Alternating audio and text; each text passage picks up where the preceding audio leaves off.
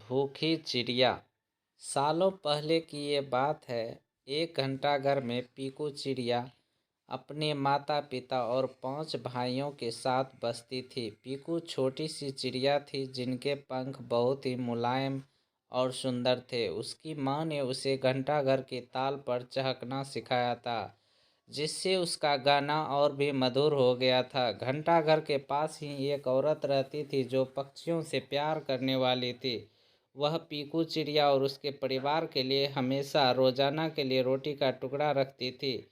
एक दिन वह औरत बीमार हो गई और उसकी मौत हो गई। पीकू चिड़िया और उसका परिवार उस औरत पर निर्भर थे, लेकिन उसकी मौत के बाद उनके पास खाने के लिए कुछ नहीं था और वे अपने लिए खाना जुटाने के लिए कुछ भी नहीं कर रहे थे। एक दिन भूख से बेहाल होने पर पीकू चिड़िया के पिता ने कीड़ों का शिकार करने का फैसला किया। वे मेहनत करके कीड़े ढूंढने गए, लेकिन उन्हें केवल 3 ही कीड़े मिले, जो परिवार के लिए बहुत ही कम थे।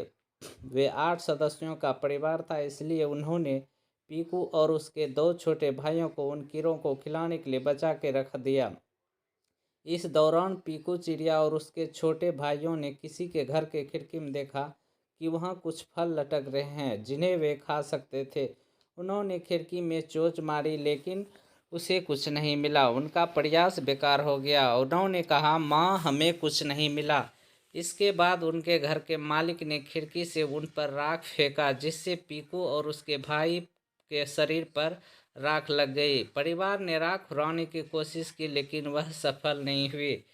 पीकू चिड़िया और उसके छोटे भाइयों का रंग बदल गया था और उनकी पहचान में भी कठिनाइयां आ गई।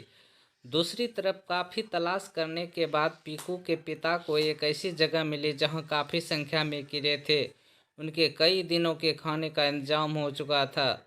वह जब खुशी खुशी घर पहुंचा तो वहां कोई नहीं मिला। वह परेशान हो गया। इसके बाद पीकू और उस भाई को घर वापस लौट आए, लेकिन घर पर उन सभी के राग की वजह से पहचान नहीं पाए। उसके पिता ने उसकी बातें सुनी, लेकिन वह समझ नहीं सका कि यह चिड़िया वाकई उनकी बेटी है। तब पीकू एक तालाब के पास जाकर नहलाकर अपने पूरे शरीर को हटाई। इसके परिणाम स्वरूप उसका पुराना रंग वापस आ गया। अब उनके पिता ने उन्हें पहचान लिया और माफ़ी मांगी। उनका परिवार फिर से खुशी खुशी एक साथ रहने लगा और उनके पास खाने की कोई कमी नहीं थी। कहानी से सीख, कभी कभी हम अपने हालात बदलने के लिए मेहनत करने के लिए मजबूर होते हैं। हमारी मेहनत और आत्मविश्वास हमें सफलता दिलाने में मदद कर सकते हैं।